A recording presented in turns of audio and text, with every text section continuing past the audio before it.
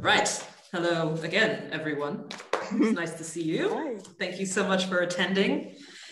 Yeah, sometimes, especially midweek evenings, can be really hard to get people to gather together because there's always so much to do, especially right in the middle of the week.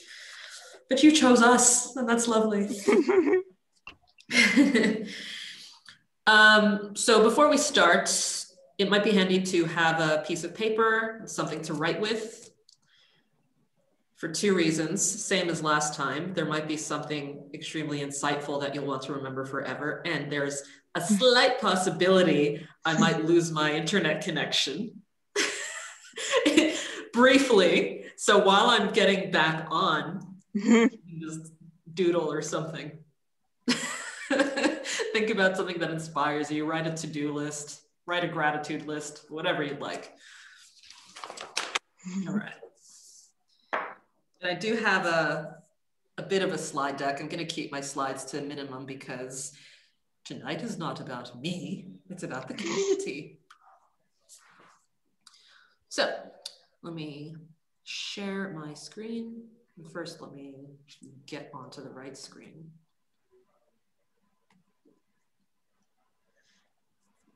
I'm going to say a couple of things about what HerStory is and what HerStory Brisbane is, and then I'm going to give us a chance to introduce each other, well, introduce ourselves in that funky way that I do. And share screen. I've got too many screens open. Better not share the wrong one, right? Okay. It hasn't gotten me into any trouble yet. Okay. All right. So can everyone see the HerStory logo and all that? Yeah. Okay, cool. All right. Welcome. This is the second meetup of HerStory Circle Brisbane, which is part of the HerStory International Female Empowerment Conferences. And this is a rebrand of what HerStory used to be. So a lot of things, especially in 2020, have required big changes and pivoting. So there might even be some more changes to all of this at some stage, but for now, we're just gonna go with what we've got. The HerStory vision, making the impossible possible. Now, the words I've got on the screen are from the founder of the HerStory Global Conference, Gertrude Mache. And for those of you who were present for our first meetup, you'll know that Gertrude was the first guest speaker. And what did you think of Gertrude's talk, everyone? Great. She was amazing. Great to hear her story. She's just been through so much, and it's just with her being I think, how many times has she been a TED talker? Once or a couple of times? 3.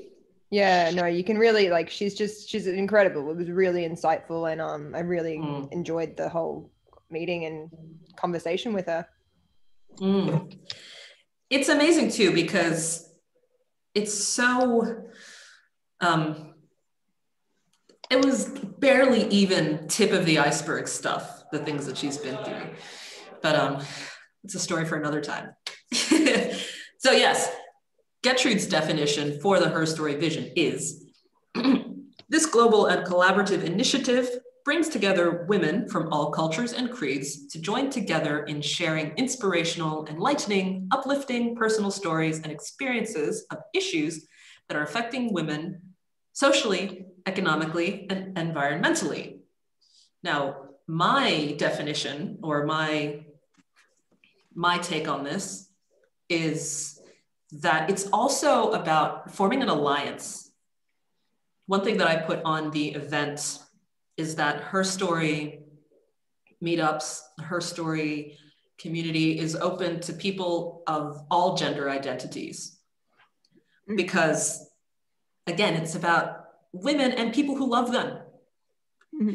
Because one of the things that makes HerStory a bit different from some other women's empowerment initiatives is that level of inclusivity.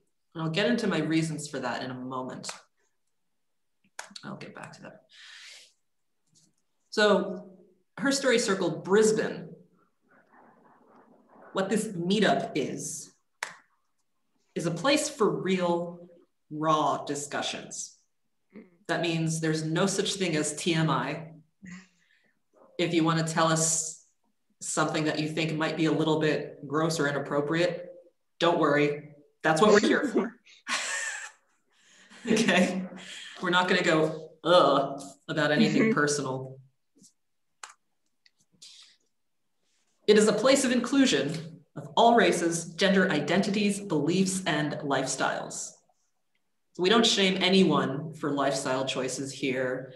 We want people to understand that you can speak very freely here. The internet has been a scary place for speaking one's mind these days, but we're making this a space that's not scary.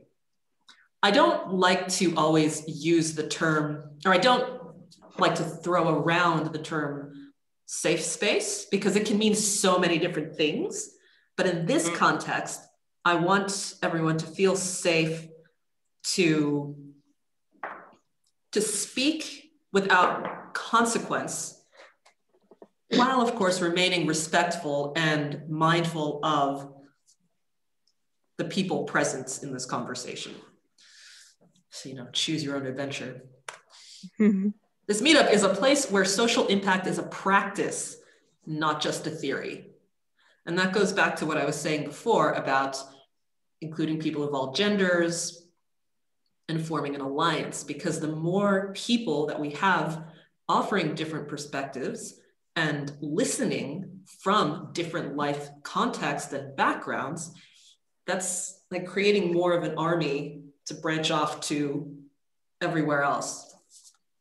So again, we work in practice, not just in theory. It is also a platform to nurture speakers and listeners. A lot of what I do when I run these kinds of things is draw on my academic background. So if I start asking questions in the style of like a university teacher, that's why. Let me skip back to this. So who am I? Why am I here? I am Leslie Crudup Villa Garcia. I am a life coach. My business is called Leslie V Coaching.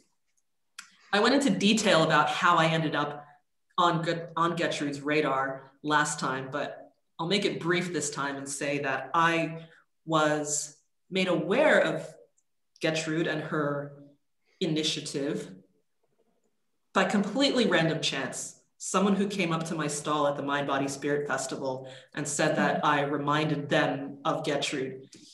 And if I knew then what I know now, I would understand what a huge compliment that was.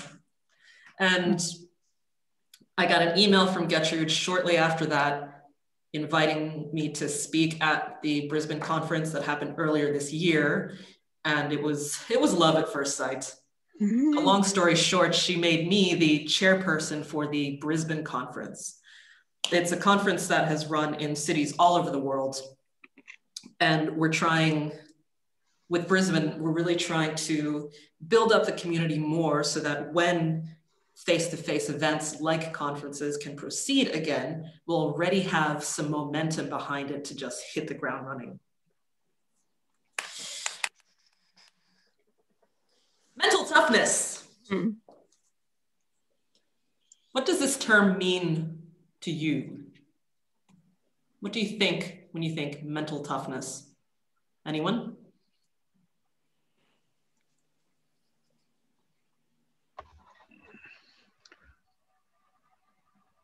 Brenda, how about you? Oh, wait, sorry. I saw someone give a hand wave. Yes, I did. Yes, hi, what's your name? Hi, I'm Shailesh. Sorry, I didn't put my name, or I'm more about the positives. So this is my name. Okay. Shailesh is my name, okay? Shailesh, okay. Shailesh. And you were spot on with the today's world that we are living in is the social media you mentioned about. And this is where exactly this mental toughness resonates.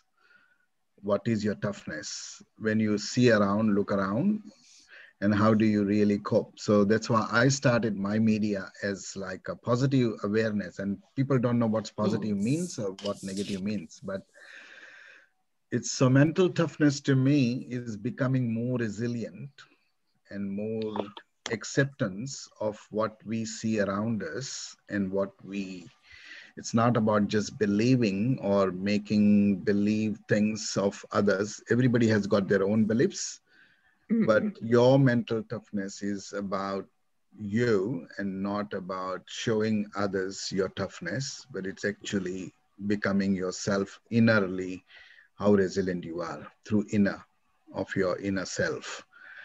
And we go through lots of challenges on a day-to-day basis.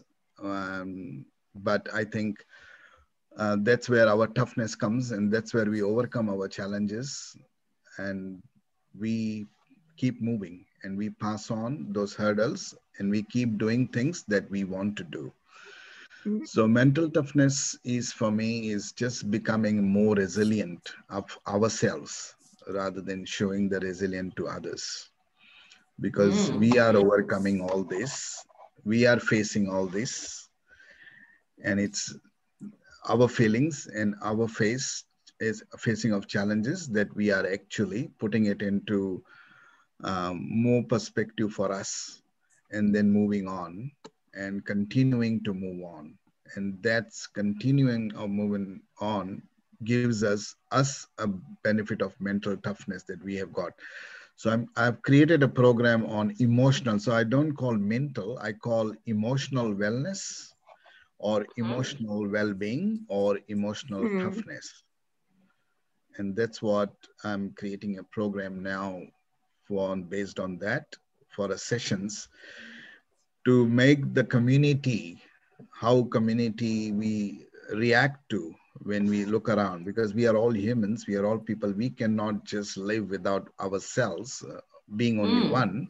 We have to live with people. We have to live with other humans. So obviously, when we see around that, we have to be mentally tough with us, emotionally tough with us, not let the emotions control us. Basically, we are controlling the emotions. That's our toughness. That's our resilient, basically, of us. That's what I would describe. But yeah. Okay. So, thank you. my perspective of going through the social media challenges that as a media company, when we face all the negativity, and then you have got lots of opinions and beliefs of many people. So you don't have to worry about those. You have to worry about yourself, like what you are putting out and what you are giving out to the people around you, basically. What is So your media company called? NZ World News. Okay. NZ World News. Yeah. And it's all about positivity. No, no fake news, no conflicts, no debates, and no gossips. Only challenges that you come up and things that matters to people, things that matters to humans, and what matters now than what matters later. So I'm more about what now. Okay. Not in the past, not in the future. It's now. Thank you, Shailesh.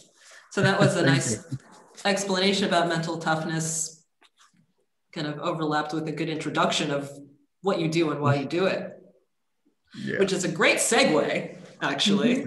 Because I do want to hear from some more people who maybe weren't on the call last time. Give us a bit of an introduction. Tell us what mental toughness means to you.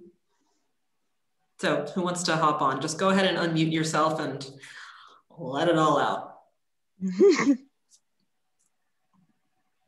Hi, I'm Helen Cray. Hi, Helen. Hi, thank you for this opportunity. I normally reside in Canberra, Australia. However, I'm up on the mid-north coast at the moment. And I'm just completing my training as a pillar practitioner. And I first came across Gertrude last December when I attended the first Sydney in-person conference. and it was just blown away by being able to be there in attendance. To me, mental toughness, being a pillar practitioner, it is holistic well-being, aligning mind, body and soul. And to me, with the work we do, mental toughness is the balance between our resilience and our vulnerability, because we're unable to have one without the other. And following on what from Suresh, I trust I've said that almost it was correctly, forgive me if it's incorrect pronunciation. It's like that seesaw. If we're too strong and seen that way on the outside, we are lacking in authenticity as to who we really are. And it's from our vulnerabilities and allowing out within ourselves to, our vulnerabilities cause us to grow, that builds the resilience. So it's not that necessarily the outside has to see it, but I believe to be truly authentic with who we are, mental toughness is the balance in acknowledging our vulnerabilities, stepping into the unknown that builds the resilience that keeps us going. You made a really interesting point about mental toughness and how it relates to authenticity. Because sometimes, I actually did a talk about authenticity recently, and one of the main takeaway messages was that sometimes it does require taking risks to really express who you are, but then that's also how you can build your tribe. Yeah. Well, thank you, Helen, and welcome. Thank you. It's great to be here. Thank you. All right. Who's next? I can go next. Brenda. Yeah. Hi, everyone. My name is Brenda Denveston. I'm based in Melbourne, Australia. So one of the happy Victorians who are finally set free. So mental toughness. So mental toughness to me means being able to, I suppose, manage your mind. So what I mean by that is be self-aware, note whenever you're sort of about to fall into some vicious cycles of self-sabotage or self-doubt, unhelpful patterns, and catch yourself and understand and assess what is going on inside. Is it serving you? Is it pushing you forward towards your goals, and sort of understanding what it is and why you're feeling that, fear, or fear of judgment, or fear of being seen, fear of starting small. All these things can sort of take over mentally. And so being mentally tough is being able to be aware of it and being compassionate, I guess, for yourself, not being too hard on yourself. Filling up your cup so that you can manage that, and being aware of, I guess now digitally we are able to compare ourselves so much more regularly on social media, and people seem to be living such high lives. So if you get caught up in all of that, you can also go down a spiral. So being able to just be mentally aware and mentally nurturing, I guess, nurture your mind and nurture the gateways to your mental health, and what you let in and out and how you feed it. Yeah.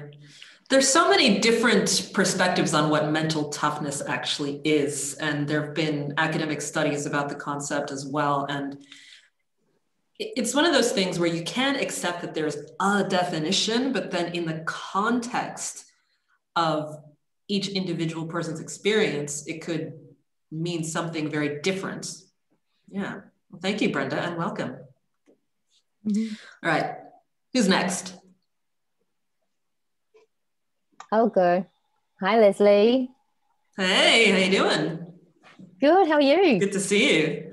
Good to see you. All right, you look like you're somewhere in Scandinavia, just chilling under the northern lights. Absolutely. I thought I'll make the most of COVID, No, I totally resonate with everything everyone said so far, Helen and Shailesh, and Brenda. I guess that's kind of where I was thinking of coming from, that point of view too, more of a personal how to deal with life in general. So taking on the things that everybody else said, I think, is so important, and really great things to have heard as well. But yeah, just how to get out there and still contribute or get on with your day when you're having those challenges, and try to be in the moment, not be, you know, having the anxiety from, you know, fear and regrets and all this being in the past or in the future. Just try to be in the present, and just know that it's going to pass. You know, I think that can be something where sometimes it's tough to be able to really be out there and change the mind. Sometimes you just get caught in it, and I think it's just getting through that moment until you know that, okay, all right, I got this, and then you can move beyond it. But I really like that earlier what shared was the vulnerability mixed in with what was the word that you used, Helen?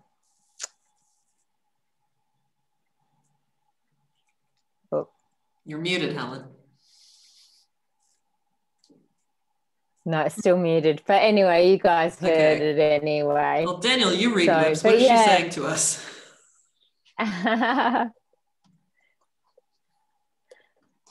Okay. Look, so I just think it's just just sticking with it, even in the hardest moments. Yeah, it's definitely an important tool to have to be able to endure life's tragedies and traumas. Thank you so much. Now, who else would like to weigh in here? Who haven't we met properly yet? How about Gemma? Hello, everybody. Hi, Gemma. Hello. Yeah, I also really like the resilience and vulnerability one. I think it's also, I guess, being able to like reflect on your attitude and be more purposeful in your attitude towards things, as well as other things that everyone said. Okay, thank you very much. Anyone else? Hey, Steve, you want to weigh in here? Tell us who you are. He was telling us earlier that he is pretty quiet, but he's like super quiet right now. There we go. Hi, Steve. Yeah, hi. Introduce yourself. Yeah, interesting. From a dad's point of view, mental toughness is pretty interesting. And one of the big things for me was working through Kelly's journey and everything else, and being there from day one. It was a big part of it was getting out of Kelly's way and part of her journey and everything else. So that was really quite tough to for me to really step back and allow her to grow through her challenges and everything else. So mental toughness is something that comes and goes, I think, and it's something that that can be developed. And I what somebody said before about getting the balance right, because if you're too tough, then you come across as uncaring or not empathetic or whatever. So yeah. Well, thank you. It's really cool to have you here, Steve. Yeah, Kelly's dad, for anyone who hasn't picked up on that yet. Yeah, I felt like I wasn't sure whether I should be here or whether I was just a lurker, but yeah, no, thank you. Oh no, it's definitely great to have you here. Welcome. Thank you. All right, so we have heard from some new people. Does anyone else want to weigh in on this or introduce yourselves? I actually heard a really great quote this week that I'd like to share. Hi everyone, my name's Daniel Crispin or Crispy. I watched this wonderful talk from former Secret Service agent Eva Pomporis, and she described mental toughness as both a mental and emotional fortitude or armor. And she said, in true to her homeland of New York City, she said that the more shit that you are forced to put up with, the more that you can face in the future. And I really liked that, because while when you're in something, it's a little bit more difficult to really understand that. But when you look back, it's a little bit easier to take stock on that. And in my own experience of sports and performance, I've found mental toughness and strength that it's being able to show strength in the face of adversity. And that's not to say that it's winning or conquering or championing. It's just bringing everything you've got to something that you feel truly is the right way to go. Thank you. Bringing everything you got is such an interesting way of putting it, because sometimes it can be really hard for us to recognize on our own what it is we really have.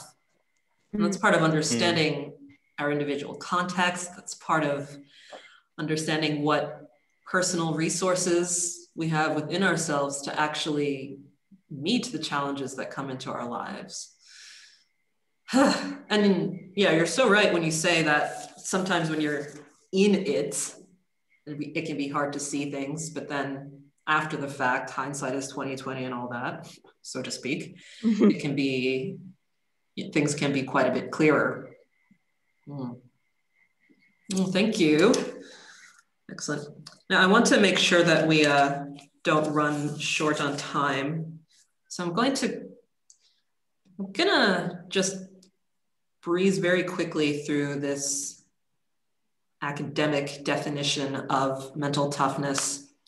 Well, it's not an academic definition so much as a model of mental toughness that has risen through a lot of academic research. The 4 C's model: control, commitment, confidence, and challenge. In the definitions that we shared, there was a lot of talk about things that kind of straddled each of these categories. When we talk about control, emotional control, life control, being able to have the presence of mind to understand that your emotions don't own you and life isn't something that just happens to you, but that these are things that can be, our perspectives on things. You want to watch this? I'll turn this off. No. I'm hearing a potentially cute conversation happening. Okay. Yes, life and emotions aren't things that are completely beyond our own personal control. It might not always feel like that. Commitment, goal setting, and achieving. Mental toughness, and some of the things that were spoken about in our personal perspectives on mental toughness are about not giving up when there's something that we want to do, when there's something that we want to achieve. Sometimes even coming up with a goal or recognizing the benefits of having a goal, however you define that, does require a degree of mental toughness, because it requires sifting through a lot of difficult truths at the same time. Confidence, interpersonal confidence, and confidence in our own abilities. So again, it's having that understanding that we each have within ourselves. Sorry, I've got a little mess happening here. We each have within ourselves a personal self-image that could be serving us or it could be holding us back in some way.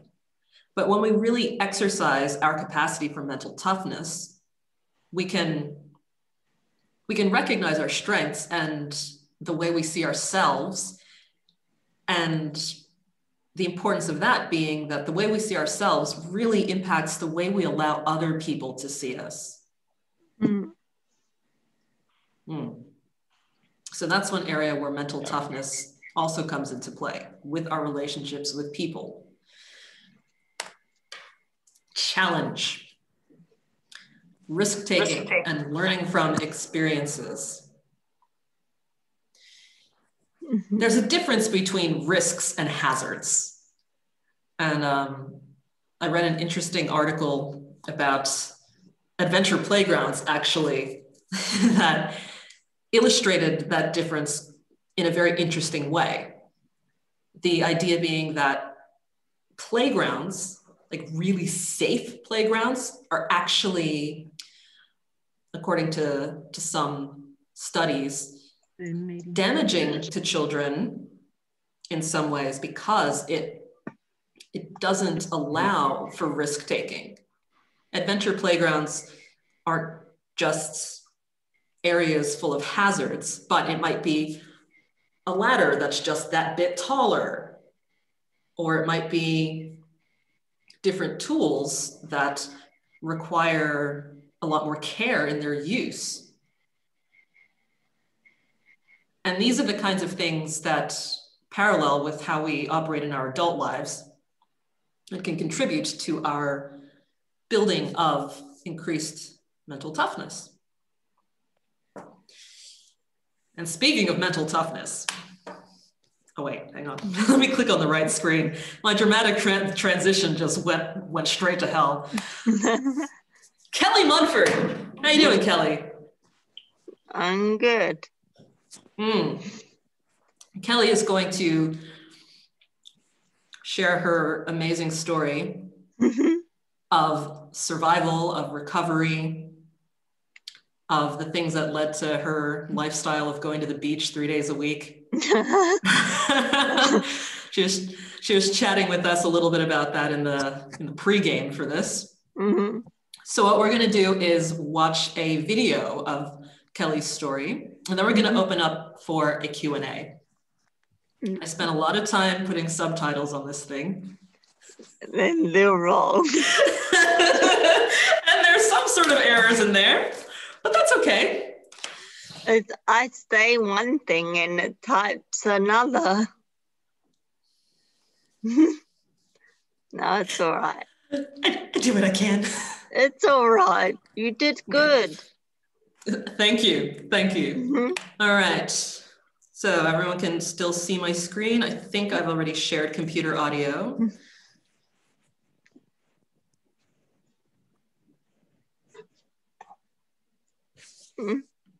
Everyone hear that?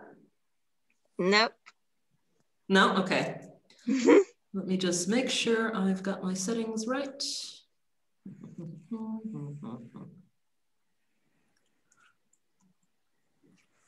You can just reflect on the things that you're grateful about in the meantime.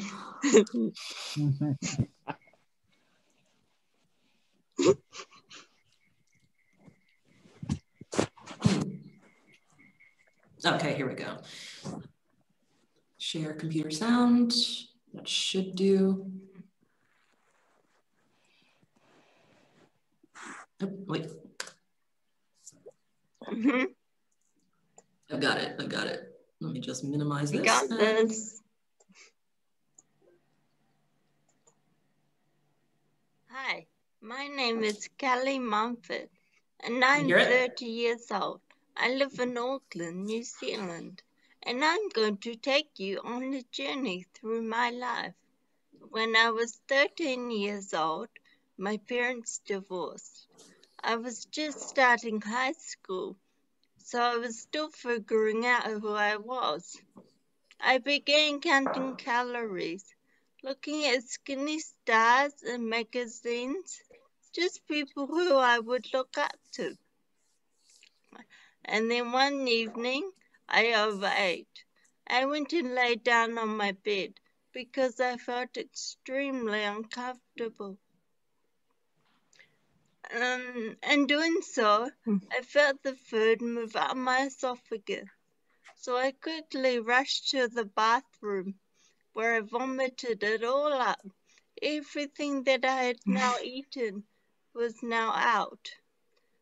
I had vomited up I walked out of that bathroom with a huge sigh of relief.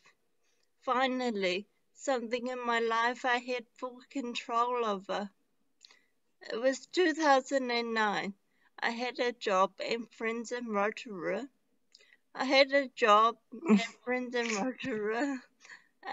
I figured there must be more to life. There must be something out there. My dad had gone to Australia for a holiday, so I decided to move to Auckland on my own.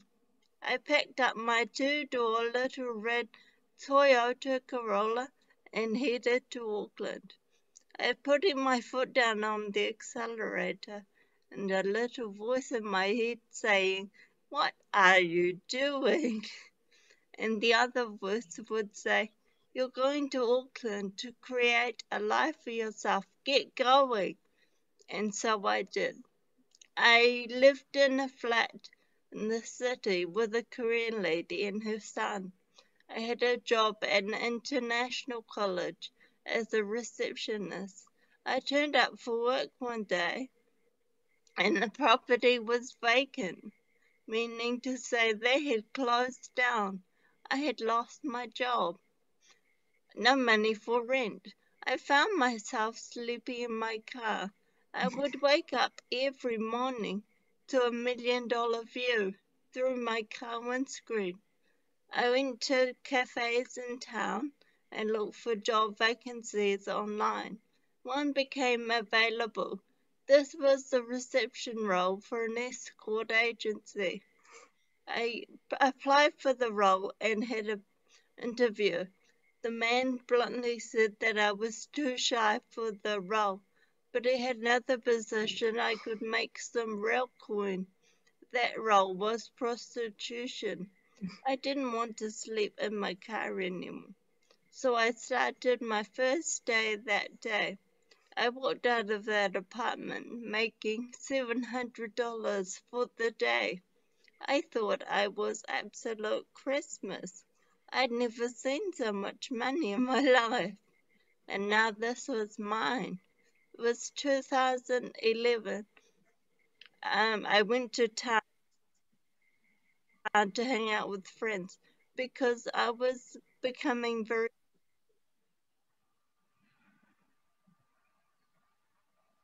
down. Selling your body for money is not a very good feeling. So in 2011, I was in town with friends, no alcohol, no drugs, and I got a phone call saying that the family dog had died.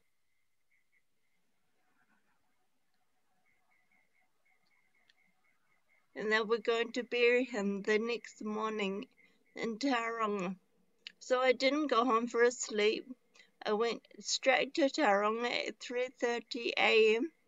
and crashed at 4 a.m. on the Southern Motorway. I was rushed to Meetup Hospital in a coma. I was in a coma for 3 weeks. I broke my neck, I broke my pelvis, and I have a traumatic brain injury. So I was taken to Meetup Hospital where I spent 3 weeks, and then I was transferred to Auckland Central Hospital where I stayed 5 weeks. I was then taken to Gavitt Rehab. Here I learned to talk, to eat, to sit up by myself, and to take my first steps. Everything was a struggle.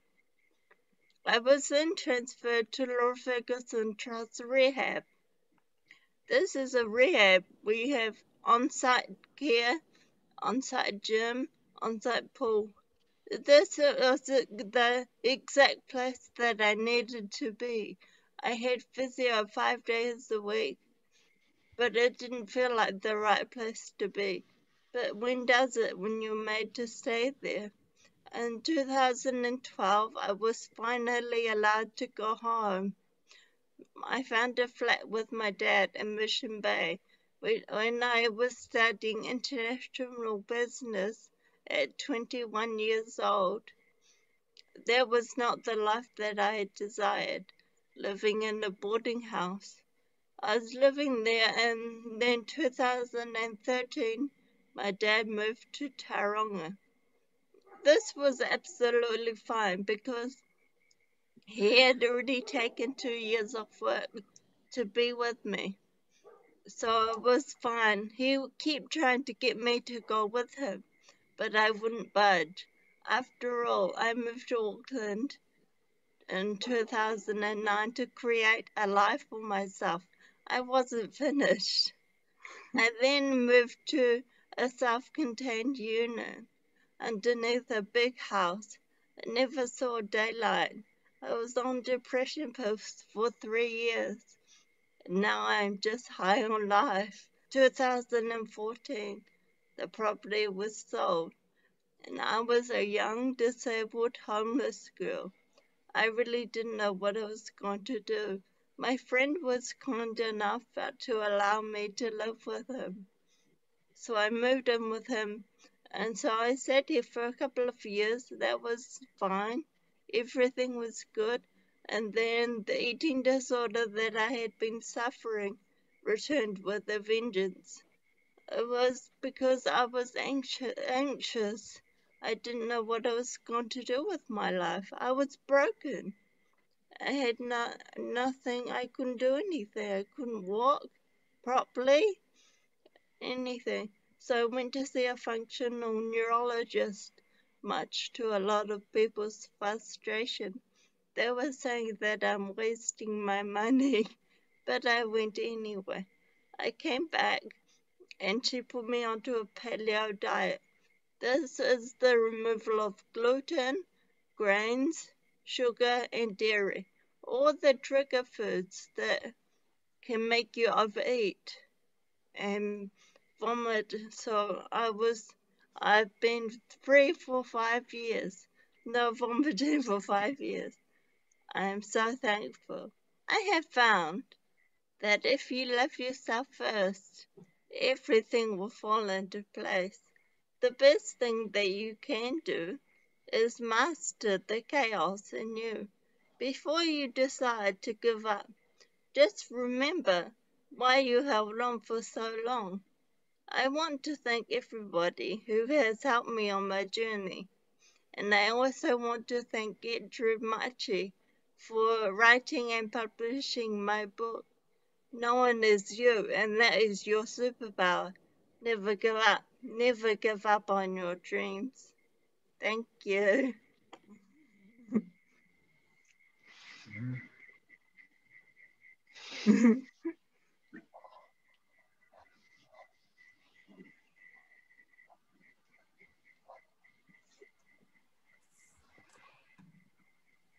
Thank you so much, Kelly.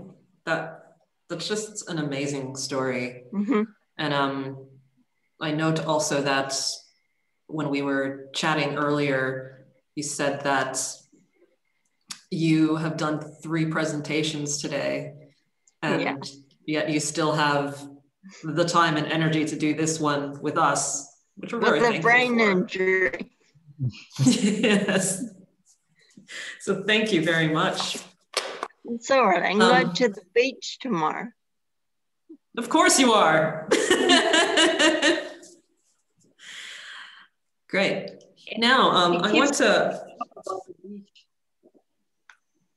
She keeps showing off about the beach.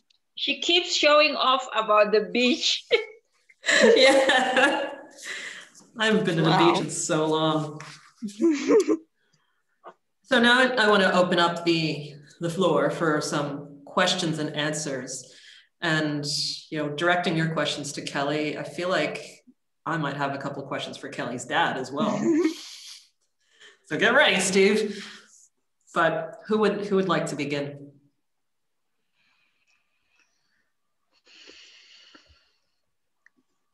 Who's got something to say? You're going to go ahead and unmute yourself. Yep.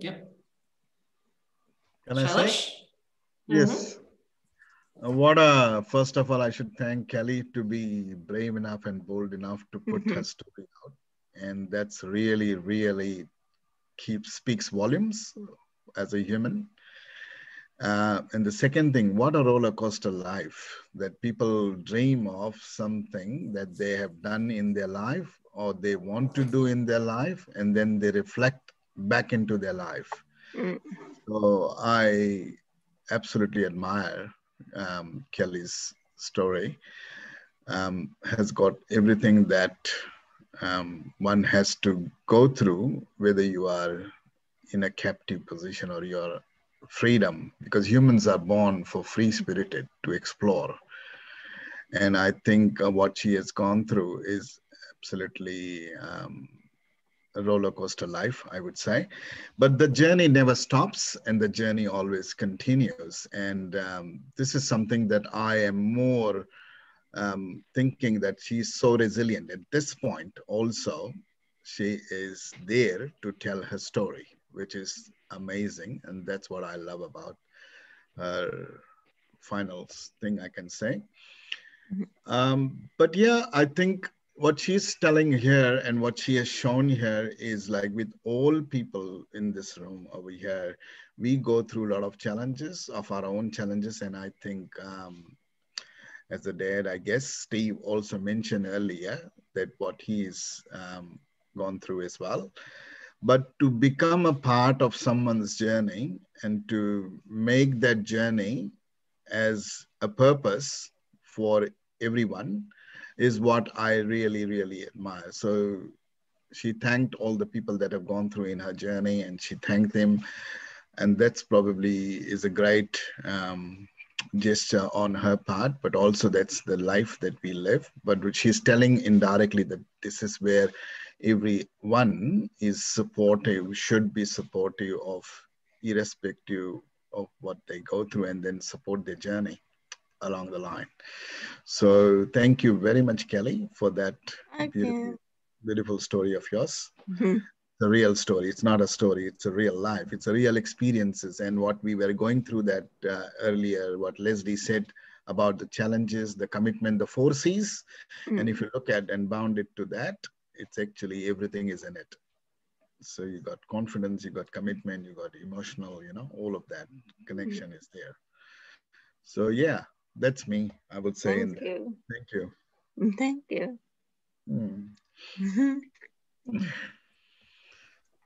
Yep, Suze? Hi, thank you, Kelly, for sharing your story. Welcome. I would like to know, at which point did you feel that you could share your story? And I mean, you know, there are some things in there that some people would never tell the world. And, you know, you've obviously got your dad on this call, and I think it's incredible that you've had his support through all of this. Yeah. I would love to know where that point came in, and then how did you then start to share your story? You know, to be able to do 3 presentations today and end up where you are now, sharing such, you know, inspiring things to us all. So thank you. Well, the escort part, I've been holding that a secret for 12 years. So I just wanted to let it out. Just wanted, I'm sick of the lies. Yeah, the double lives. Yeah, I can understand that. But the presentations, I've been doing those for 5 years. And when I first started them, it was really hard because I lived alone then, and it was very depressing. You're going through all of that and then going back home by yourself. Make dinner for one. It makes me tear up. Yeah. Thank you so much for sharing and explaining that. I feel you, and I really appreciate you having the courage to come out and say that. So thank you. It really means a lot. You're welcome. Thank you, Kelly. Thank you, Susie. Suze. I only ever call you Suze. That is correct, right? Yeah, Okay. totally. Yeah. You know, the Aussies, it went from Suzanne to Susie to Suze. I don't know if it can, eventually it'll probably just be Sir. So, yeah. Yeah. Excellent. Well, thank you. All right. Who else has something to ask Kelly? Maddie? Hi, Kelly. Thank you so much for sharing your story. I remember I heard a little bit about it in our last session and it blew me away. So thank you so much for sharing with us. I'm interested to hear about what goals or anything you have coming up or things that you'd like to achieve now with your story. Is there anything that you're aspiring to do or what you'd like to change, or what do you think is your real mission or goals that you'd like to achieve in the next few years? I'm writing a book at the moment. I've just started my second book. Oh, awesome. That's so cool. And what is the book? What was your first one about? My first book is all about the car crash, and it's sort of PC for students. Yeah, nice. And what's the second one going to be about? It's called Living the High Life. Nice. Nice. That sounds awesome. That'll be a great read. Yeah. I've just put the link to order Kelly's book in the chat. Awesome. That's the car crash one. Well done, Barbie. Much better, huh? I'm not so sure if she knows thankful she's that so many unmuted. people here. All right. Who else? Okay. All right. Who's next?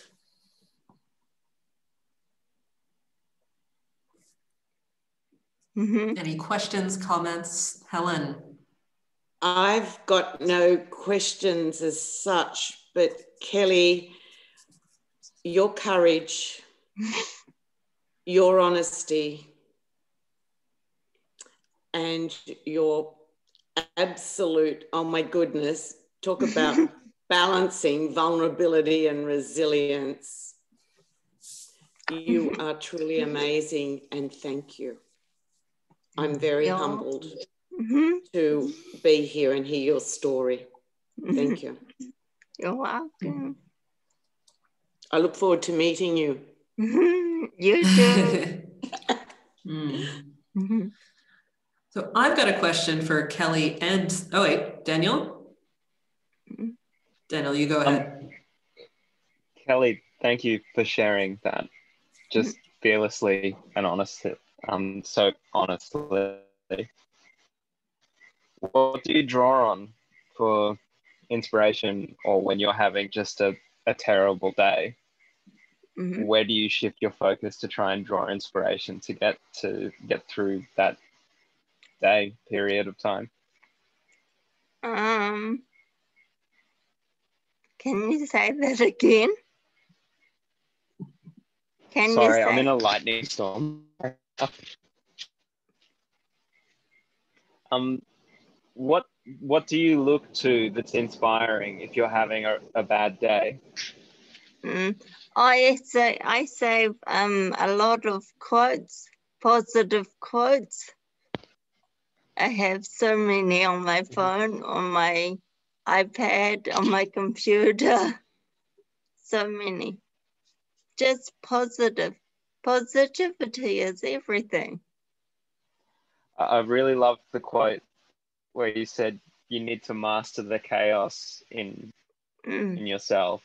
That's really that's a really important thing. Yeah. It is. Can I ask a question? Thank you for your question. Yeah. So at what point, I don't know if I missed it in the story, if you mentioned it, but at what point did you feel like you were more able to master the chaos and it was going in that direction, and you were kind of feeling in control and more positive about things? Was there like any one thing or just a series of things? I think maybe when I went to I had neurofeedback sessions where they connect you up and put new brain waves into you. Put your brain into brain waves, connect new pathways. Wow. Wow. So I had 42 sessions of that at $70 a session. It wasn't cheap, but it's so worth it. Now I'm riding a bike on the beach. Wow. So what did you say that treatment was called again? Neurofeedback. Neurofeedback. Yeah, Wow. it's creating new pathways in your brain. Is that specifically for people who have experienced a brain trauma? Yeah, brain injuries.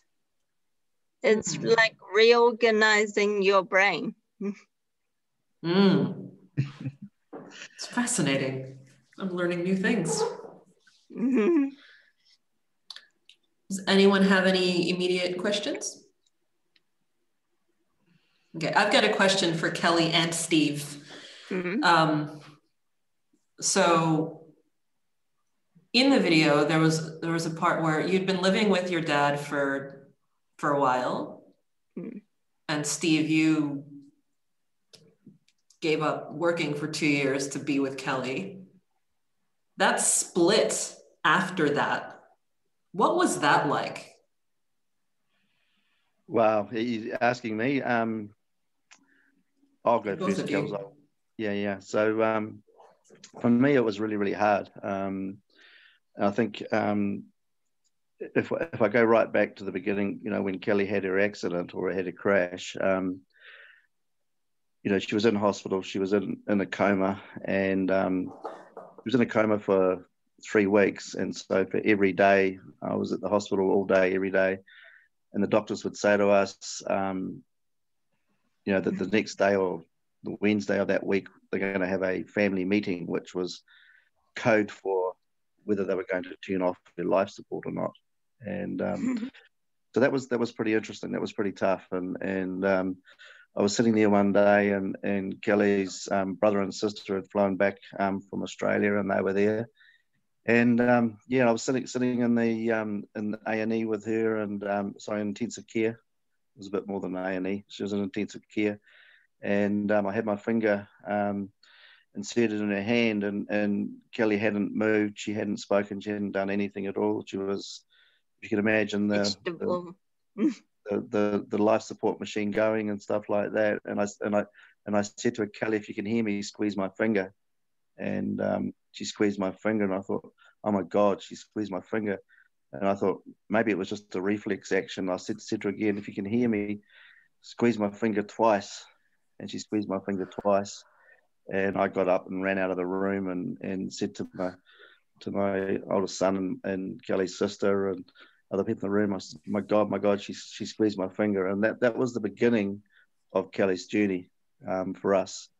And so went from there to rehab, and I was I was seeing Kelly every morning, and at lunchtimes and at night and stuff like that. And then when Kelly came out of rehab and we were living together, and just prior to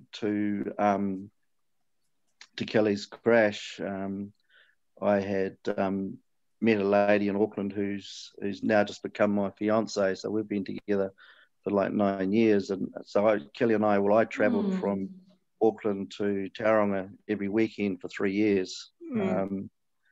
And Kelly came with me a lot of the time and stuff like that. So for me, a big part of it, like you'd never ever wish somebody to have a crash like Kelly had and to be in that situation. But the reality is, I'm actually really grateful because Kelly and I got to spend so much time together in a way that we would never ever have done it before. And so being part of that journey has been really been just awesome, and I'm so thankful for that. And yeah, as a family, you know, we just are really just inspired by who she is today and what she's doing and everything else. And I'm so glad that Kelly's got her big secret out. Little did she know that I found out about her secret probably when she was still in the coma, because I was picking up things from her old place and stuff like that, and a few pennies sort of started to drop, and I got to chat to a few people and all that sort of carry on. So it's not the sort of thing you really want to talk to your daughter about as a dad and as a mum or whatever. I'm sure that it's not something that you really want to have an open conversation about it. But I knew it from sort of day one after the crash, or not day one, probably week one after the crash. And I just kept it to myself. And then it wasn't until recent times when the book was being presented and everything else. And I had to say that I had to stop. And when Kelly put a Facebook post up about it or whatever, I thought, that's interesting. Do I really want to see that? And I thought, what the heck, you know, it's just part of Kelly's journey, and I'm so grateful to have her here today. Does that answer your question, Leslie? That does more than answer my question. Like, those are insights, perspectives about the story that I did not expect to hear this evening. Yeah, another great reason to have you here, Steve. Yeah, well, it was really, really tough because, like I said, you know, I'd met this lady and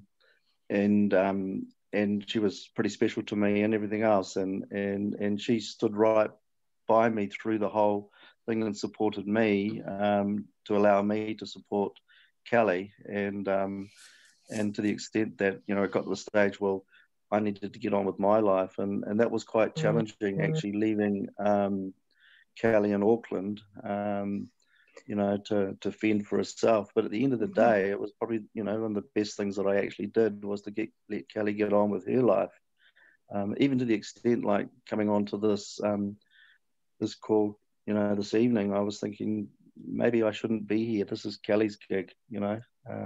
Let Kelly do her thing, but I'm pleased I'm here. Yeah. Yeah, when I first had the crash, the person, one of my clients, came to see me, and I was like, I don't know him.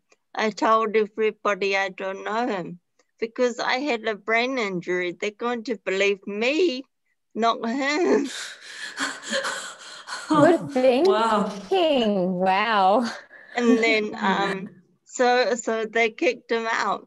And they because I didn't want anybody to find out that I was an escort. And now I'm writing a book about it. Wow. Now writing a book. That's awesome. And telling Steve. the world. Yes. Sorry. Yeah, that's incredible. Steve, that was what you just shared was so moving. So moving. And I think that when are you going to write yours? You know, Yeah, your good book. question. Because seriously, like you know, I've been through some stuff in life and as well, and it helped me to think about what was going on with my dad's relationship through my stuff. And he's not open like you. Like he can't get boo out of him half the time.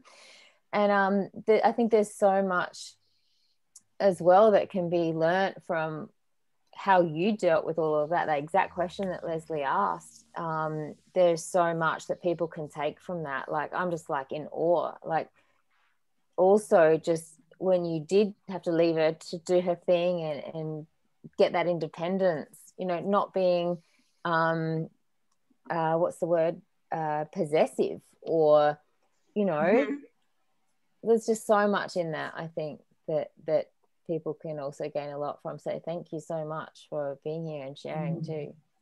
No, you're very welcome. I think one of the big things for me was, you know, even prior to Kelly's crash, one of the things that I had endeavoured to do as a parent was to get out of my kids' way and allow them to experience things in life, but be there for them should they need, you know, me to be there. And that was, you know, because I had that sort of philosophy earlier on, I just sort of carried on with that. But a big part of how Kelly and I, you know, got through it was there was a lot of humour. A lot.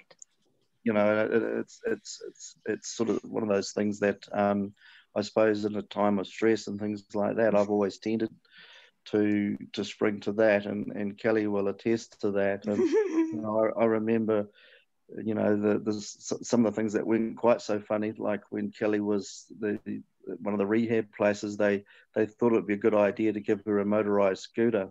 And at first I thought, oh my goodness. And, what did you do, Kelly? I crashed. Yeah, well, I'm going to dub you in, Kelly. So she there was it was a New World, I think it was, Kelly, wasn't it? Just no, Countdown. Countdown. Well, Kelly managed to smash the window Countdown with the scooter. She tried to relive her crash unintentionally, of course, and oh no. So subsequently they decided that it wasn't quite such a good idea for Kelly to have a motorized scooter. So yeah, it wasn't just a little window; it was a huge window. It was. Yes. So yeah. So it was interesting, and it was pretty tough financially. My role was a commission salesperson, and my commission sales just went out the window. Things like that as well, and that's where, like I say, you know, my partner at the time, you know, she was hugely supportive and things like that, and very thankful for that.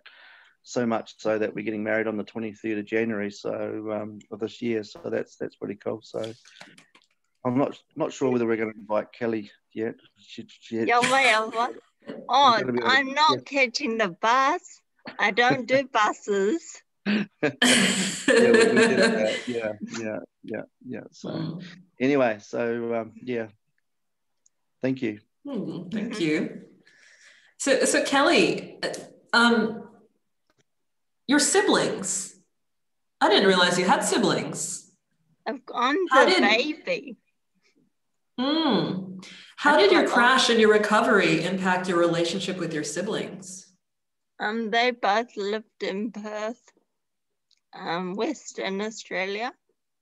My brother flew home 6 times in the first year. And same with 6 times. Yeah. I had to wake up in rehab, and my brother was there. But when I first had my crash, like, I literally had no friends. I wake up and my friends weren't there. Like, the most difficult time of your life, and your friends are not there.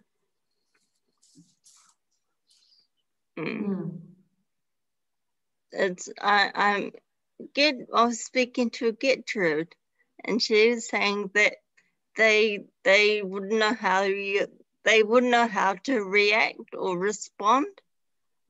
But then, how would you think I felt?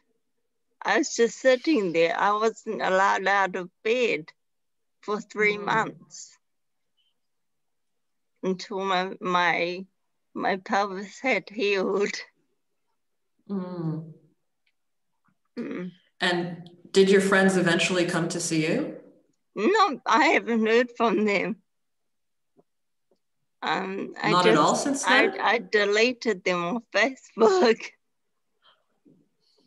I mean, if they're not here in the most difficult times of your life, they don't deserve to be in my future.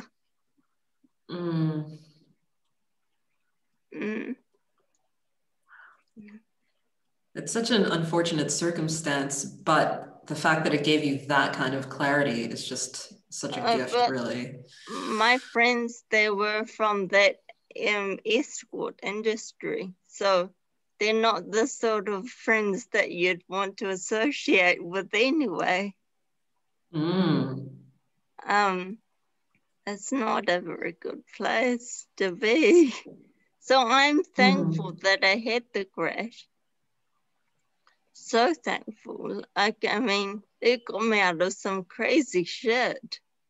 When you say that you're thankful that you had the crash, because of what it helped you get out of, but what other things did having the crash bring into your life in a positive sense? I found gratitude. And when I found gratitude, I recovered from my eating disorder for 7 years. I mean, waking up and vomiting 6 times a day. I mean, that can't be good for you. When you were going through your eating disorder and when it came back with a vengeance, as you described in your video, what kind of support system did you have around all of that? I just did my own thing. I mean, I had support at home, but I just remember walking past the bathroom and then I would be thinking how grateful I am. How grateful I am to have food, to have a home. I mean, it could be so much worse. Yeah, I can't imagine what it's like to actually live through an eating disorder. I mean, I've experienced it secondhand in a sense. My mother was bulimic for many years, and it was kind of, I didn't realize it until long after she'd recovered.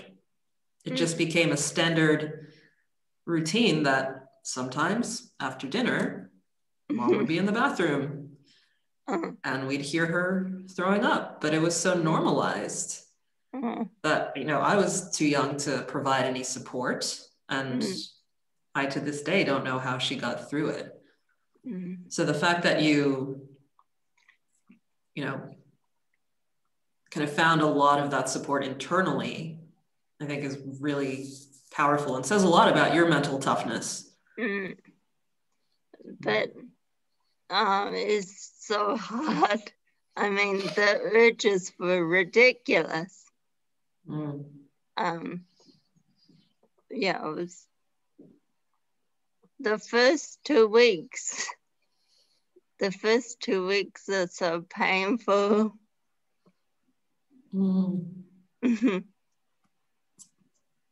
But you get through it. Does anyone else have any questions or comments for Kelly? Anything that you can relate to in the story that she shared with us?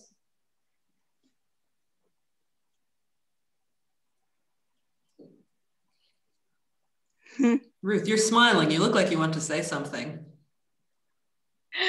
Yeah, Kelly, you know your story. Every time you tell it and your journey is just mind-blowing. And to that kind of strength and stamina, it's amazing, you know. I think I know your story more intimately than anyone else because we are working on the book with you. And it's just been an amazing journey and to read, amazing story to read. What I wanted to say was, I agree with you when you say when your friends are not there with you in your darkest moment, you definitely don't need them for the future. And if people can't stand by you in your time of need, then I think that's a natural selection. That's the universe just throwing out the chaff. that you've been carrying on, the burden that you've been dragging in your life. And what I wanted to find out, so since the accident and the recovery, have you made new friends? Yeah, absolutely. Okay. A lot. That's awesome. So, but they're real friends. How have you found these friends? Church, and I do presentations, so that's other people speaking, and HerStory. The gym, Kelly. The gym. Yeah, because I've been going to the gym 5 days a week for the last 7 years, so I have a few friends at the gym. 5 days a week. The last 7 years. Just to get back that quality of life. But now I'm riding my bike on the beach. Just get that in there. Yeah, again. So you can imagine the groan that I had when Kelly told me that she wanted to ride a bike, and she got on Tina, my partner's bike, and riding it in a little cul-de-sac that we're in, and here I am running along behind her like she's a 5-year-old holding on to the carrier so that she doesn't fall off, and then she gets going and she just starts pedaling, and she just hoots off and leaves me behind and heads off out the gate, and so when she stops she falls over and stuff like that. So that was interesting. That was an interesting journey in itself, and then we progressed to the stage where she'd be riding the bike and I'd be riding my mate's bike behind her, and that was pretty scary as well. So interesting times with Kelly on a bike. But one of the things you have to realize is that for her to learn to ride a bike again, when she got her own bike, she took the pedals off the bike so that she could actually pedal it to get her balance. So I could walk it. Not pedal it. So you could actually walk it without the pedals being in the way. And then you progress to putting the pedals back on, and then you got to the stage where you could ride that down a quiet street. Now I'm on the beach. Now you're on the beach. So, I'm just going to eat a blueberry every time you say that. So this mission to get back on a bike and to learn to ride it and to be more independently mobile in that way, was this those stages, were those stages that you designed yourself, or was this based on some other support you were getting? Just designed by me, but I had a lot of people tell me I would never ride it, so I have this attitude that I want to prove them wrong. I mean, it's not nice to prove people wrong, but in this instance, it is.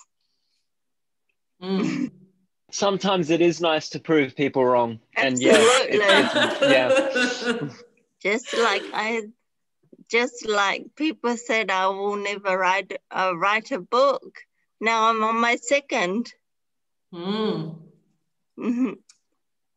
awesome. So what is your second? One of the things with a head injury. One of the things with a head injury is you actually and they, because I had to learn a whole lot of stuff through the rehab and everything else, and they had to teach me, because there was things that I would go to do for Kelly when she was struggling, and they'd say to me, no, just leave her alone, just let her be. But one of the things that happens is you lose social etiquette, and and Kelly's social etiquette just went completely out the window, and we had some really interesting times. Like nobody home. Yeah, so I'd be pushing Kelly in a wheelchair in the supermarket, and there was a young girl there that was probably wearing something that wasn't quite appropriate as far as Kelly was concerned, and she said to her, for goodness sake, put it away. It's not Halloween. And the girl stands up and turns around and looks at me, and I got her in the wheelchair, and I just shrugged my shoulders and said sorry, carried on going. Or you'd be lined up in the supermarket with everybody else going to pay for your groceries, and Kelly would say to the person in front, "That's okay, push in front of the cripple," and things like that. So, but anyway, what I was going to say was one of the things that I taught Kelly prior to her crash, probably when she was 10 or 12, and it was about inserting a pause. And what I was telling Kelly, and did it with all the kids, with her brother and sister as well, was that you don't have to react to everything. Sometimes it's best just to insert a pause, and even if it means you got to get up and excuse yourself and go to the bathroom or whatever, or just walk outside, or just say, look, I don't really have an opinion on that. You don't actually have to react to what somebody's actually saying. And so I'd see these incidents that were coming, with Kelly, with her lack of social etiquette, and I could work out things that would trigger her, and I'd put my hand on her shoulder and I'd say, Kelly, insert a pause, and she'd turn around with a big smile on her face, and she'd look up at me on the wheelchair, and she'd say, Dad, the pause button's effed, and she didn't say effed, but that was every second word was the F word. So we had some interesting times, and we still do, don't we, Charles? We still do. Yeah. I believe it. Yeah, I'm sure the cheekiness had to come from somewhere. Yeah, it's not just gonna go away, is it? We'll just blame your mum. Yeah, right. You're right. Kelly, with the presentations that you do for schools, what age group are you presenting to typically? 17, 18-year-olds. Okay. Just getting their license. Yeah. And what is the focus of your presentations for these groups? Make good choices. Sleep before you drive. Because mine was, I fell asleep. So I want them to learn from my mistake. How did you get started doing these presentations? I emailed ACC. What's that? ACC. Where's Dad? I think in New Zealand that's for like an accident compensation type of thing, isn't it? Yeah. Yeah. And they put me in touch with a road safety driver awareness place, and so I emailed them, and I went and saw them. And they said that I could start the next week. So I did my presentation. I did it for 1 year, no charge.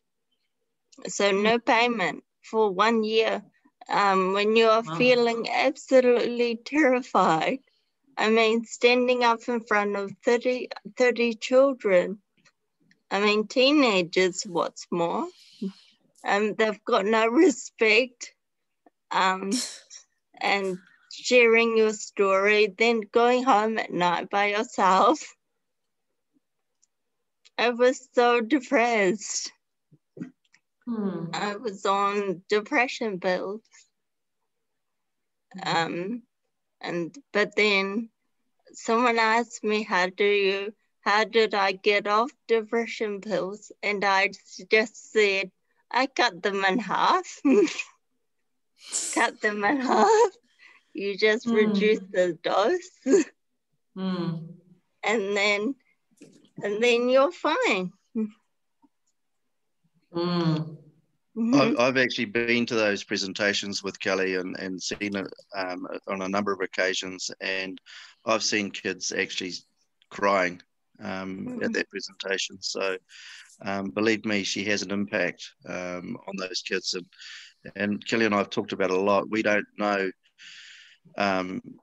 The whole message is really about them thinking before they take action. So, should we be getting in this car with this young guy that may have been drinking or whatever, or this young girl that's drinking or with their friends or whatever?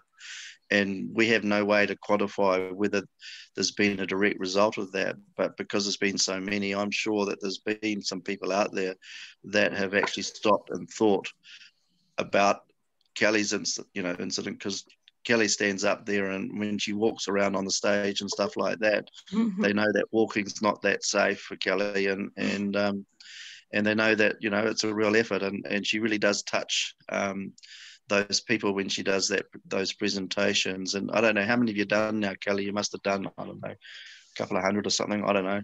Yeah, I did. I did 52 last year. Right. So I've been doing it for 6 years. So wow, it's a lot. I think I know the palm of my hand. I can talk, but the funny thing is, I can talk about it, and they don't know if I'm lying because it's my story. Do you ever embellish it with anything just to grab their attention? Like, do they have a reason to think that you're not telling the truth?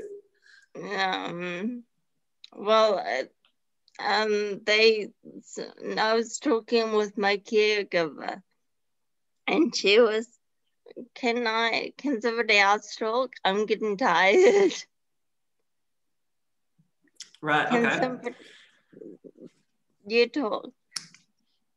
You talk, I'm getting tired.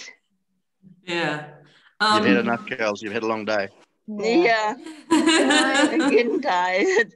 I'm talking rubbish. Can I ask Steve jump in? You go, Daniel.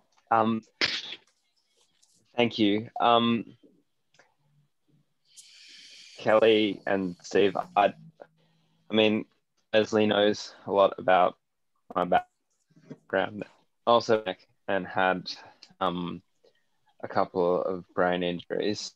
It has been an awful 3 years, just 3. It was through, and how you've come on the other side of that, and the gratitude you have for that. Incredible. I'm sitting here struggling to sit in a chair in the same spot without wiggling so much after having everything bolted back together. And it gives me an enormous amount of strength with what you've had the courage to share. So thank you both for that. Thank you. Thank you, You're very Daniel. welcome, Daniel. Very welcome. Very welcome. Suze? Yeah, it's a question for Kelly, but I know you're a bit tired, and I was wondering if maybe Steve might be able to help answer. I was just wondering what is Kelly's day-to-day like? How much, and you can answer if you want to, Kelly, of course, like how much are you out walking or doing stuff on your own? How much do you have a caregiver? Just, yeah, what's life like for you now? I ride my bike on the beach. That is so awesome. Yeah. I'm gonna get blueberry drunk soon. That is great. But my days now are riding on the beach. I explore. I mean, my days now, on a Monday, I will find all the places that I would like my caregiver to take me, and we go and explore. So it's like my life used to be so shit, and now it's better. I have I've seen so some pretty much great gratitude. photos.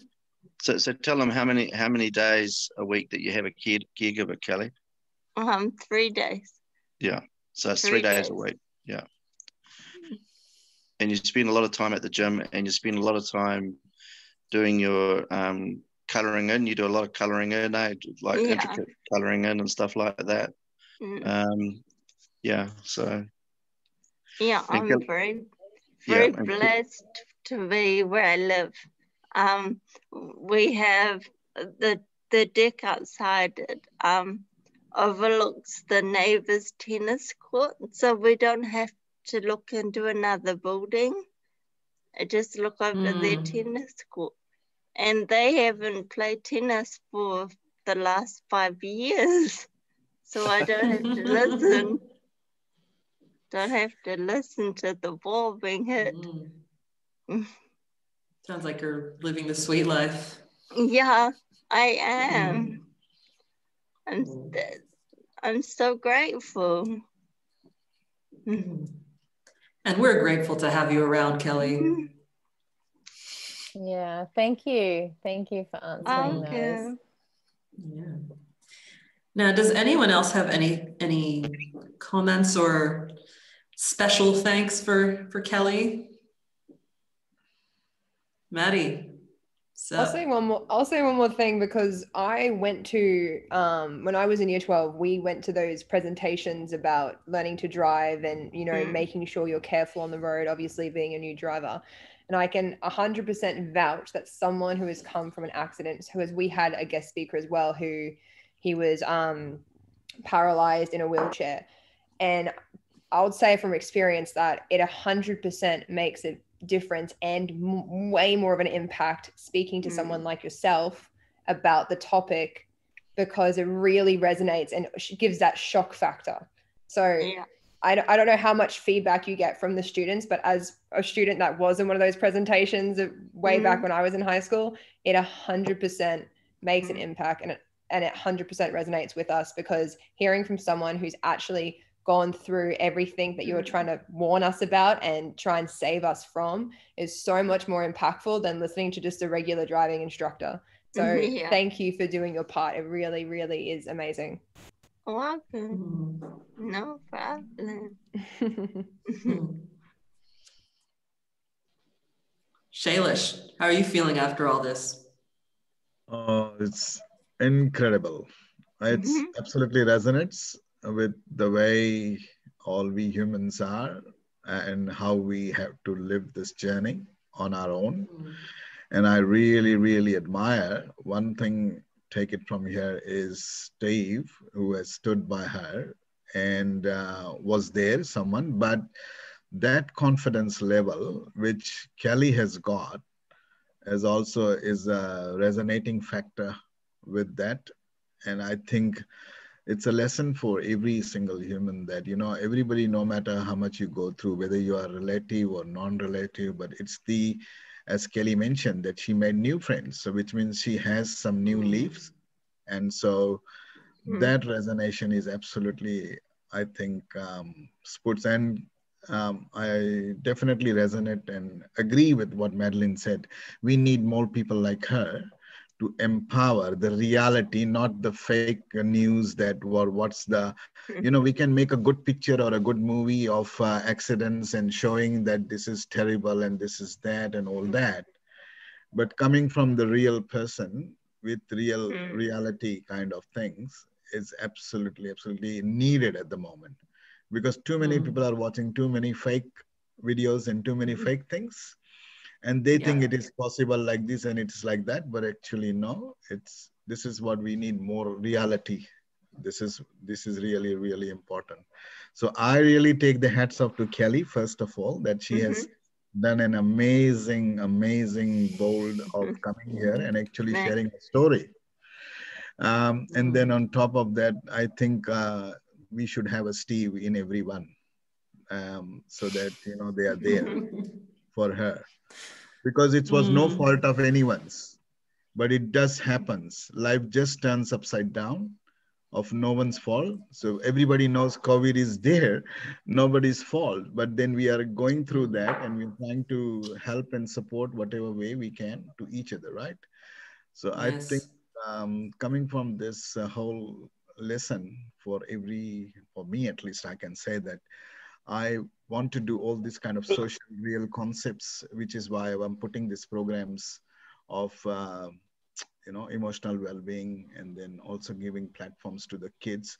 And this is early for kids, early intervention. These kind of stories definitely will resonate. Because we can always talk about alcohol is good or bad. We can always talk cigarettes are good or bad, and we can always say that whether drink driving or rash driving is good or bad. But coming this kind of stories in the early part of the mind of people, definitely of the kids, will make an empowering. It's really empowering for those kids, and kids will definitely resonate in the future. So thanks very much, Steve. This is really awesome platform to come through. And I think I wish I would love Kelly to be on my media. So that we can actually put her on the spot. Famous. I'm serious about it. I would like to take a permission of Steve. It's okay, but I will take it. Because this is something that I like to do is social awareness, social concepts, community awareness. And this is exactly what I'm heading towards. And positive challenges, overcoming those challenges and giving the positive outcomes that you are still here, you are still telling your story, you are still, making other people's lives more better. What more better I can expect, Making connections. I love it. Yeah. Now, Lynn, did you have something that you wanted to? There you are. I haven't been ignoring you. Sorry. No, it's okay. I was driving from work. It's been hectic. Hi, Leslie. Hi, Kelly. Hello, everyone. Hello. First of all, I just want to say, Kelly, you are amazing, and we're on this journey together, just to empower each other and just to inspire other people out there. My question for you is, we're talking more about your crush and everything, all these lessons that you're teaching kids in high school. Do you think there'll ever be a platform where you'll be able to comfortably teach kids about the consequences of prostitution and all those kind of things as well? Because I feel it's something it's treated like it's taboo, no one wants to talk about it, and a lot of young women just get into it without knowing what's going to happen. So do you think out there's ever going to be a platform for you to be able to teach other kids? Because you've been through this journey, you know how it is in and out. So I don't know, what are your thoughts? I would happily talk, but I'm not with the road safety people. They're all Christians. All right. They wouldn't agree with it at all. I don't know, food for thought, I guess. I just, you know what, it's something that I think, we are on this journey together, and we're doing brave things to talk about things that are unheard of, things that the society deems unworthy or, not appropriate. And yet these things happen every single day. So I think, it might be a good idea just to tap into it, because I've got my sisters here, they're 20, and they're moving back to New Zealand in December. They'll be going to Otago for uni. And as a student, you hear stories where uni students, they start to struggle and they get into prostitution just to get a bit of money. And, who's going to teach them, So I don't know, just throwing it out there, girl. Yeah. Right. There'll definitely be good platforms to do that. I have dropped a message in the chat. If you could put your social media links in there, or just how we can stay connected, I'd really appreciate that, because when we have more meetups like this, the form in which I promote them might have to change from time to time. So it's good to be able to just have lots of options for keeping everyone up to date. So yeah, your Facebook, your Instagram, if you've got a YouTube channel, and of course, you can do a big follow around as well. Yeah. Mm-hmm. And with HerStory, we've got our online summit coming up at the end of November. Actually, I do have the dates for that. I'm not sure if there have been any changes recently, because we did have to change the dates a couple of times. The 30th of November through the 6th of December. And Brisbane will be featured on the 2nd of December. So if there is anyone who would like to speak as part of the online summit, I think there might still be some space on the program for that. So just shoot me a message for sure, and we'll talk about how we can make that happen. And I'll also send around some information about how to participate even just as an attendee for these events as well.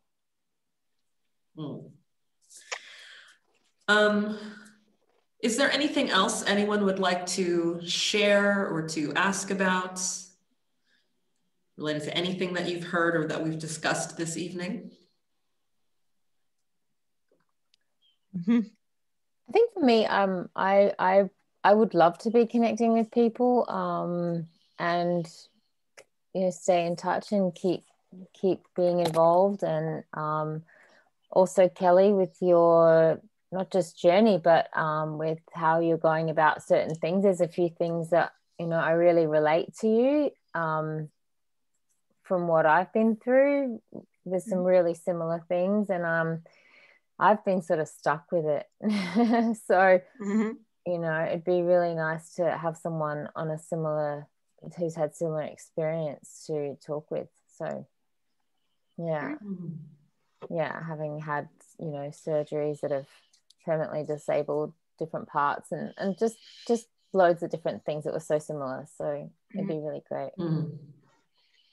Yeah, Suze has some stories. I look forward to extracting some out of you. Yes, so the next meetup will be in November. I haven't confirmed the actual date yet. It's probably going to be on either the 17th or the 18th, maybe, but I will let everyone know when that's confirmed. And I've also lined up our speaker for November. She was on this call briefly, and that was Gemma. It's actually Gemma and Saba. The story that we're going to hear is Saba's story. Saba is a refugee woman from Somalia who has been living in the community. Meanwhile, her husband, for a long time, has been locked up at the Kangaroo Point Central Hotel. He recently tried to take his own life, and now he's been put in higher security detention. And she has been sharing her story through, with the help of Gemma. Gemma's a filmmaker. So we're going to talk to Saba about her life journey. And we're also going to find out some information from Gemma about her filmmaking. Gemma naturally is very aware that she doesn't want to come off as the person telling Saba's story. And so we're really centering Saba in the conversation, but she has some some struggles with her English and things like that. So that's one reason that I'm presenting them both as a team. All right. So definitely stay tuned for information about when that meetup is going to happen. And if you know anyone, particularly people who are advocates for refugees, for any sort of human rights struggles, definitely let them know about the next event. There is a trailer for the film that Gemma's been producing about the family that I will also add as part of the event announcement on the Meetup page and on Facebook and wherever else I need to. It's an incredible story. It really is. And it's a little bit difficult for me to talk about it without getting emotional because I've taken a lot of photographs of this woman's husband, Saif, and my daughter. A couple of months ago, Gemma and I arranged for their son to have a play date with my daughter.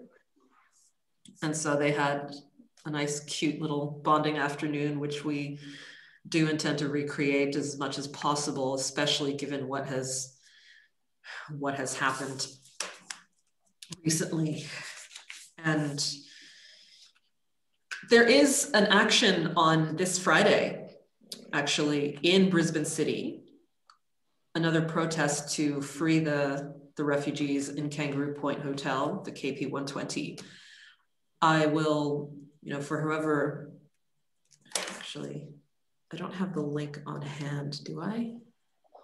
Yeah, I'm just gonna go ahead and link the event here.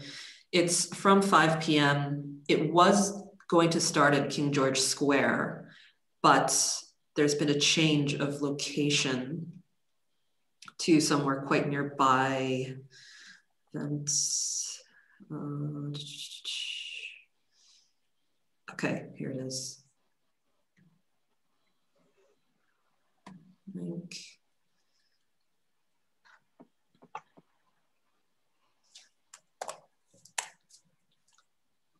All right, so I've put the Facebook link there. So Shailesh has a question. I'm gonna give you my email address as well. I can remember how to spell my name. So if you do know anyone who can make it out on Friday, it's gonna be a rain or shine thing. At the last protest, one of our comrades got punched out by a police officer. And yeah, the police have put on a ridiculous press conference trying to explain away the situation to make it something that it wasn't. So it really highlights the importance of really making our voices heard and saying these men need to be released into the community. They've been in detention for over 8 years now, indefinite detention. So it could be another 8 years. We have no idea. They have no idea, and they're suffering.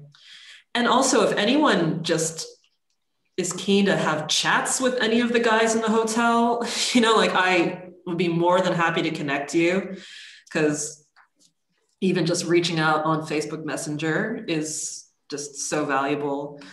If you know any good jokes, just anything to connect these guys to the outside world and let them know that we care, and it's not just people sitting at a computer typing away, but there's actually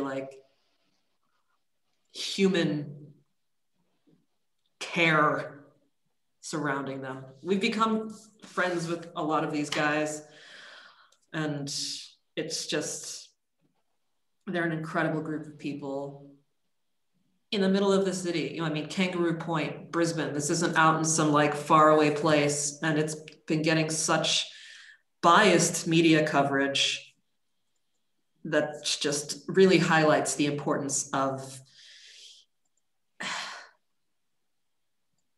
the need for progress in terms of human rights in Australia. But I could go on for hours about that. Oh yes, Kelly, yes, you can go to bed. Thank you. So again, thank you so much, everyone. Many thanks. Everyone go to bed. Bye. Good night. Thank you so much, Bye. Leslie. Thanks, Bye. everyone. Thank you all for coming. Thank you. Bye. All the best. You too. Bye. Right.